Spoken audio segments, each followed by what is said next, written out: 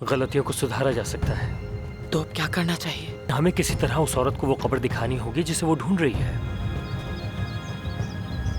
कल अल्बर्टो आ जाएगा, मैं उसी से सीखूंगी।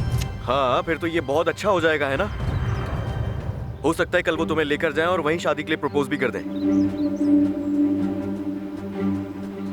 अल्बर्टो ने तुम्हारे बारे में बहुत कुछ बताया है। उसने कहा कि तुम बहुत इंटेलिजेंट और इंडिपेंडेंट हो।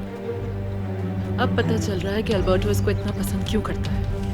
अल्बर्टो अपनी मंगेतर से शादी करने जा रहा है और मैं... ऐसा मत कहो। अल्बर्टो की मामा, मैं बहुत बेबस हो गई हूँ। लाख कोशिश के बावजूद भी जहन से निकलता नहीं।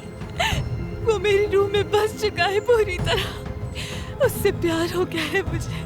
ये हक तुम्हें किसने दिया कि तुम मरीना की हर चीज पर नजर रखो? क्या तुम भूल गए मैंने कैसे मरीना की जान बचाई?